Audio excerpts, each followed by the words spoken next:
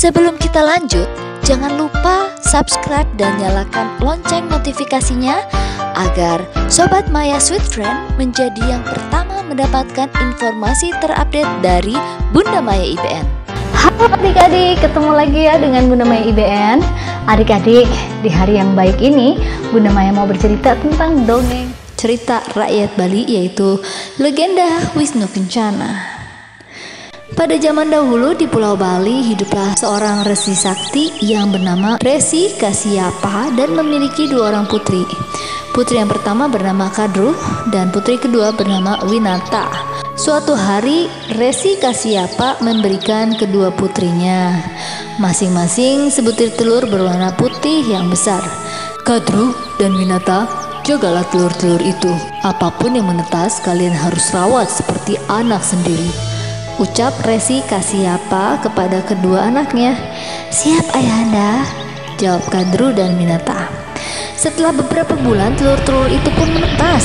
Telur milik Kadru menetas dan melahirkan 9 ekor naga, sedangkan telur milik Winata menetas dan melahirkan seekor burung. Burung tersebut lalu dinamai Garuda. Memelihara 9 ekor naga membuat Kadru kewalahan untuk merawatnya.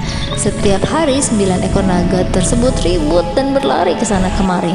Sedangkan Winata setiap hari dengan sabar memelihara Garuda. Dia memberikan makan dan membantunya untuk belajar terbang.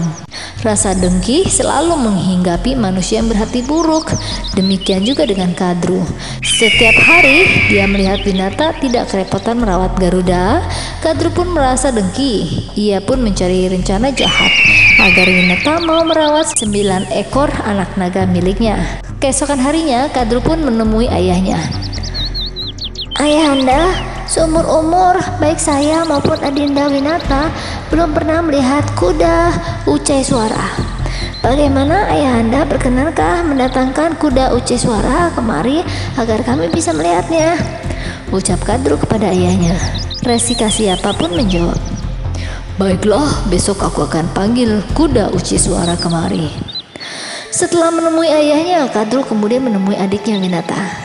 Adinda, ada kabar gembira. Besok ayah akan memanggil kuda uci suara kemari.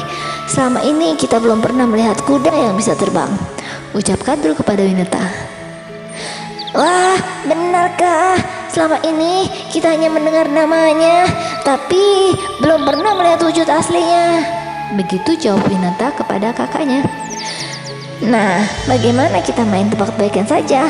Apa warna kuda itu?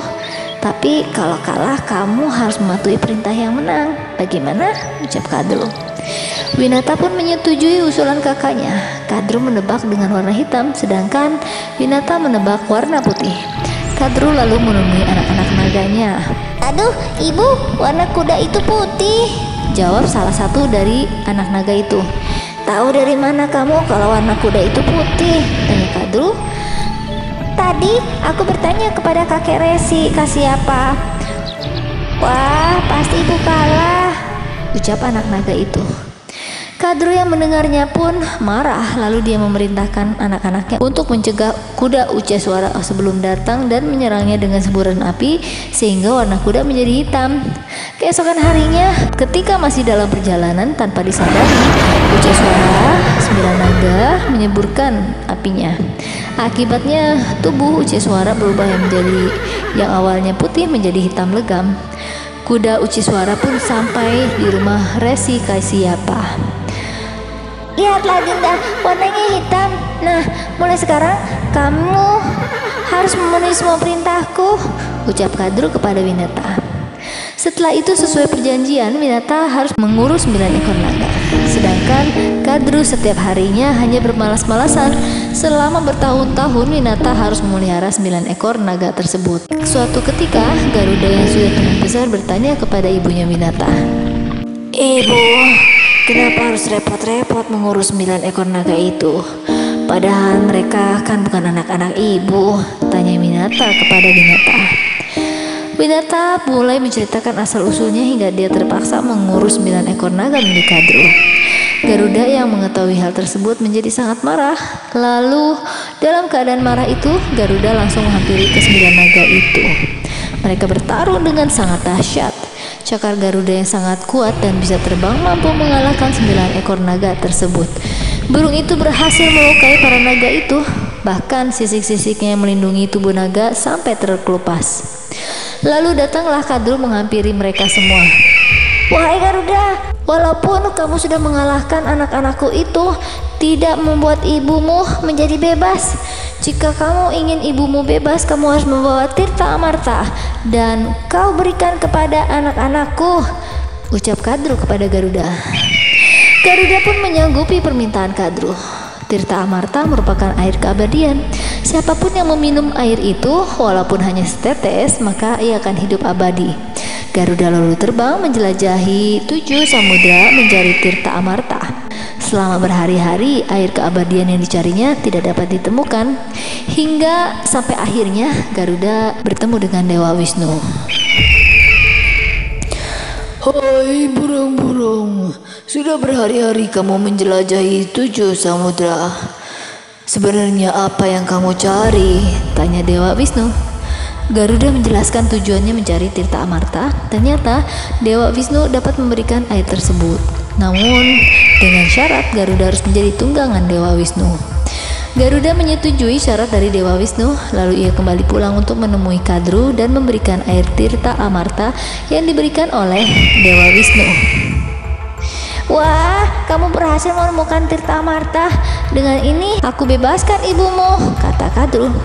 Ketika Kadru akan memberikan cangkir berisi air Tirta Amarta, tiba-tiba datanglah Dewa Indra dan merebut cangkir tersebut. Sebagian isi air jatuh ke rumput ilalang berdaun tajam. 9 naga berebut menjelati rumput ilalang.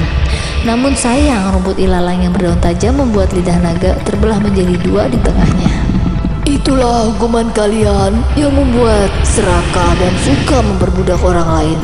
Mulai sekarang, seluruh keturunan dari kalian akan memiliki lidah bercabang sebagai pelajaran bagi siapa saja yang berani berbuat sewenang-wenang di muka bumi ini, ucap Dewa Indra.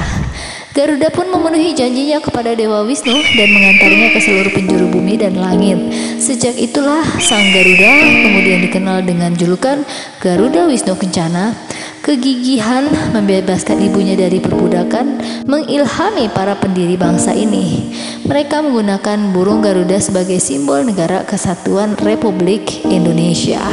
Baiklah Sobat Sweet Friends, demikian informasi video kali ini. Bunda Maya IBN undur diri. Tetap dukung channel ini dengan subscribe, like, komen, dan notifikasi agar aku lebih bersemangat lagi membuatkan dan membagikan video-video yang bermanfaat buat kawan. Nantikan informasi berita lainnya di episode yang akan datang di channel ini. Sampai jumpa, bye-bye. Halo kawan, selama pandemi mulai Juni 2020, Bunda Maya IBN memanfaatkan waktu dengan membuat konten YouTube dalam berbagai topik yang tujuannya adalah membagikan informasi yang berguna secara gratis. Video berikut ini cara mencari video dari 8 channel yang dimiliki oleh Bunda Maya IBN. Begini caranya, yuk kita lihat. Yang pertama, ketik Maya Food Adventure.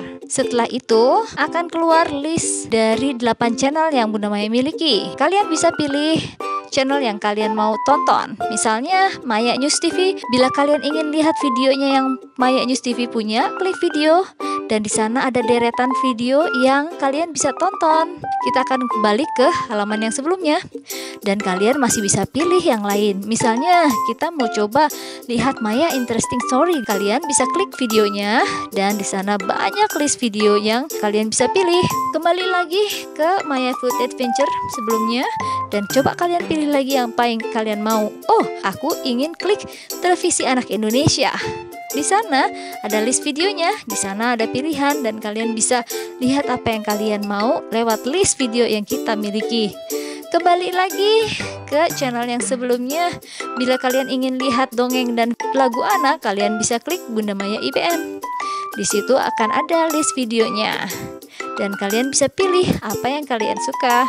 Semoga semua video yang aku buat bisa bermanfaat untuk kawan. Sampai jumpa lagi di video yang akan kawan lihat. Bye-bye.